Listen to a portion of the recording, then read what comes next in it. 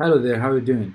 We have finally arrived to our very last operator, comma operator. Theoretically, what it is it allows execution of more than one operation.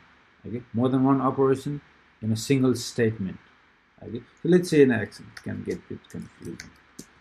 All these words. Okay, so name. Let's create a variable name. Okay. Okay, I create a variable name, then I can create another variable called age, and then I can create another variable called address, and so on. Address, let's say Sydney. So I can create three variables like so, but we can even write all these in one single statement. So as you already know, JavaScript statements end with a semicolon, okay, as we already know. So instead of writing all this down, different variables creating, you can simply assign new variable. So variable name is Ryan, age equals to 30, and then address equals to Sydney.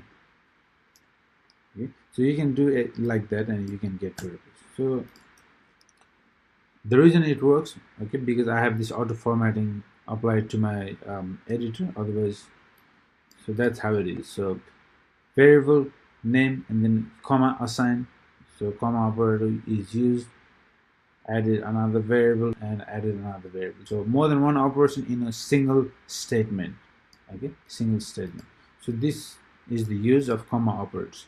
So later, we haven't learned about function yet. Later, when we create a function, we will be passing the parameters, like so. So that's how it works. Comma is just not another letter, it's an operator. Okay, so nothing new, but it's good to know things like that. We've been all doing it all the time, but having such understanding makes a difference.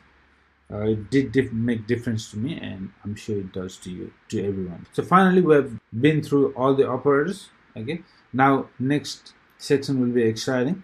Next section we will learn about JavaScript statements. All right, so I will see you in the very next section. Thank you.